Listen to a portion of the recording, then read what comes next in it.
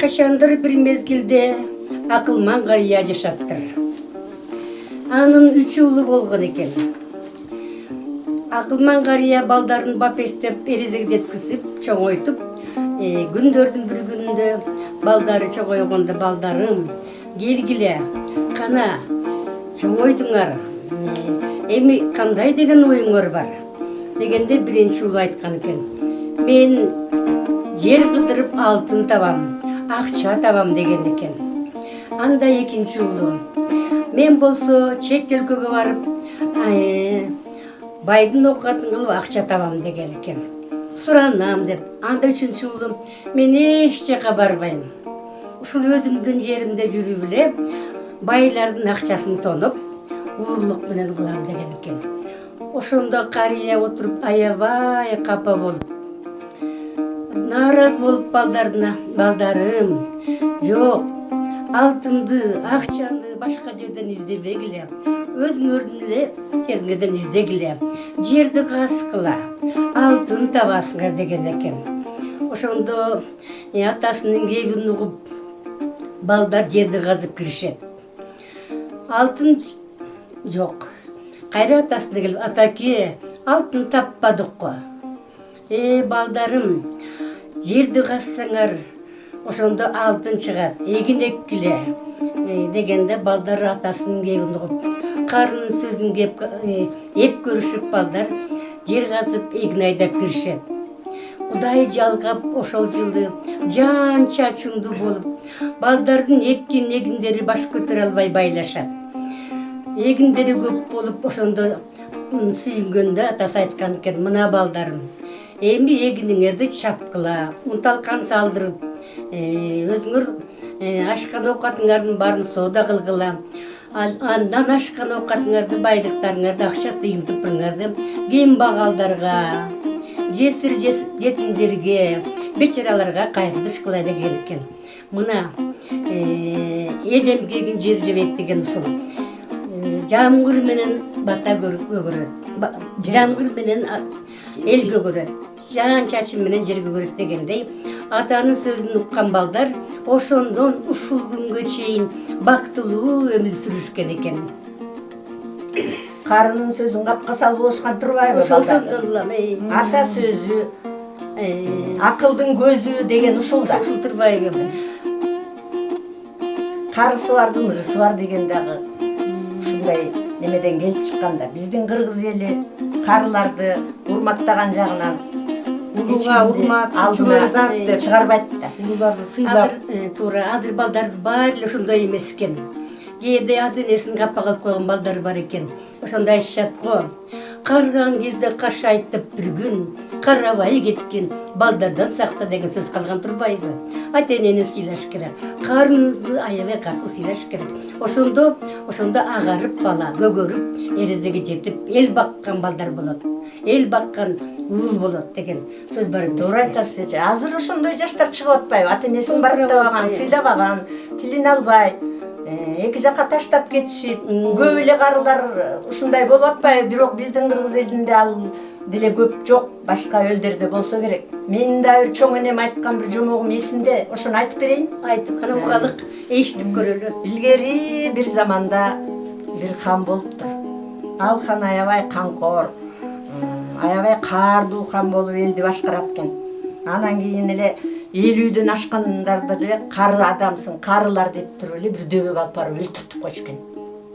Ошентип жүрүп бир күнү хан түш көрөт. Түш көрсө, түшүндө бир аксакал киши айтат, кары киши. Көлдүн түбүндө кумурада алтын бар, каухар бар, күмүш бар. Ошону таптыр дейт экен. Анан кийин ойгонуп алып, анан кийин элдин баарына жарыя кылат. Ошол кумараны ким алып келсе мага көлдүн түбүнөн таап, мен ошонун айтканын кыламын дейт. Ошол айылда бир акылдуу бала бар экен. Баягы атасы карып калган экен, анан хан келип аны алып өлтүрүп койбосун деп атасын бир үңкүргө жаткырып коюп, күндө тамак алып барып берип багып турчу экен да атасын. Анан күнүгө тамак алып барганда баягы айылда болуп аткан жаңылыктарды баарын айтып берип турчу экен. Анан бир күнү келип айтат: ата, хан ушундай жарлык кылды. Ошо кумараны алып чыксаңар, ой бир мүдөөңөрдү аткарам деди. Элдер күндө эле кирип эле сууга барса эле суу көлдүн түбүндө кумара жатат. Түшүп эле барып алалы десек эле кумара жок. Эч ким таппай атат. Анан чыккандын баарын эле башын алып атат хан дейт. Анан атасы ойлонуп, ал көлдүн жээгинде бак барбы деп сураптыр баласынан. Ооба, чоң чынар терек бар дейт. Анан анда эмесе, сен бүгүн ошол мен кумараны таап чыгам деп баргыныңдагы ошол чынар теректин башында кумара илинип турат. Сен ошону алып келип бер ханга дейт. Анан кийин баласы барып көлдүн түбүн караса, көлдүн түбүндө кумара жатат. Бактын башын караса, бактын башында кумара илинип турат. Көрсө баягы көлгө тигинин көлөкөсү түшүп, элдер тиякты эле каза берип, кумараны ала албай атышыптыр, таппай атышыптыр да.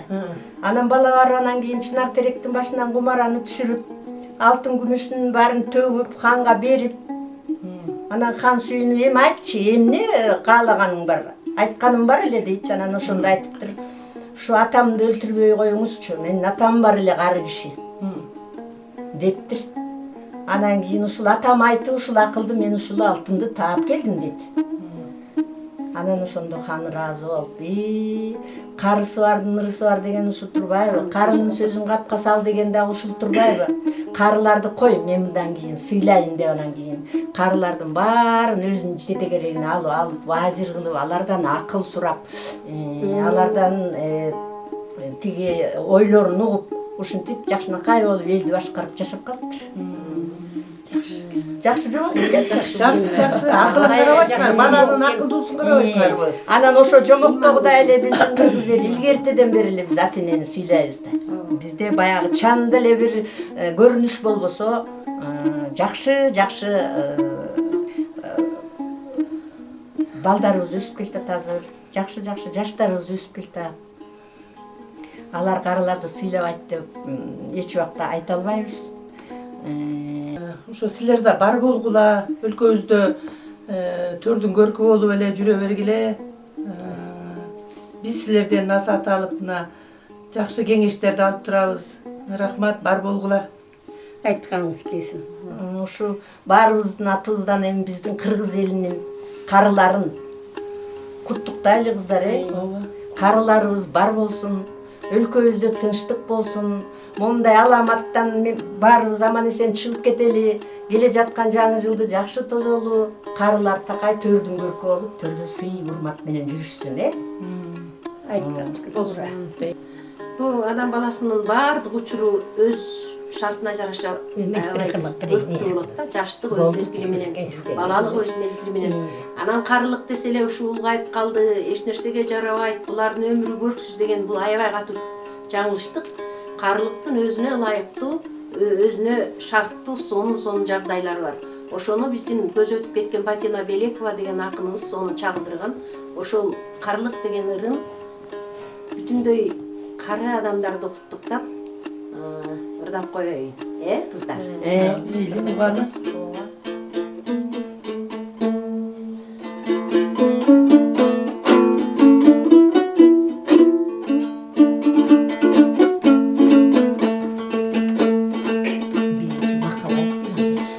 Karılık bugünkü sayabın şağında mömüsü caynagan bürüdөгö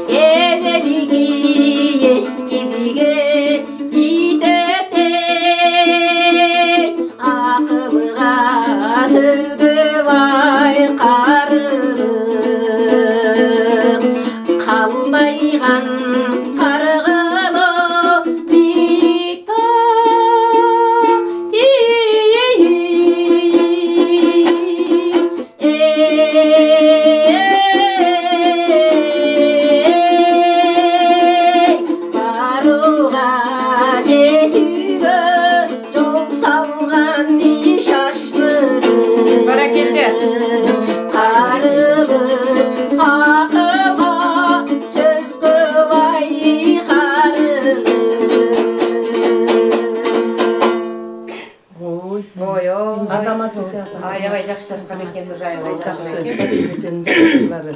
Биз дагы эми кыргый эже сиз эми ыр менен куттуктасаңыз биз сөз менен куттуктап коелу. Биздин кара апаларды өзүбүздүн балык жайындар тоонун ичиндеги апаларыбызды дагы ошондой эле балыкчы шаарындагы кара адамдардын баарын ушу келе жаткан 1-октябрь майрамдары менен карлар күнү менен чын жүрөктөн куттуктайбыз. Дендери сак болсун, өмүрлөрү узун болсун, балдарынын сыйырматын көрүп, ошолордун төрүндө аман болушсун. Айтканың келсин. Тынчтык болсун дүйнөдө. Эми ошо балык шаарында улгайган ата-энелерибизди, апаларыбызды, бул жерде отурган биздин өзүбүздүн сакалдуу эжелерибизди ошо келип кирип келген ушул майрамы менен куттуктайбыз. Дендери сак болсун, оорус башын ден соолуктары бекем болсун. Биздин арабызда эле ушинтип шарактап, ырдап, айт сөзүн айтып, акыл насаатын айтып, ушул шаардын ичинде ушу апалар биз бала бакчада, мектепте көп кыдырып, ушундай иштерди жүрүп келатабыз, жүргүзүп келатабыз. Анан эми ошо карларыбыздын сый-урматы мындан ары деле улана берсин, боло берсин, элибизде аманчылык, тынччылык болсун. Ушуну айтаар элем. Баарыңыздардын майрамыңыздар менен мында. Рахмат. Рахмат.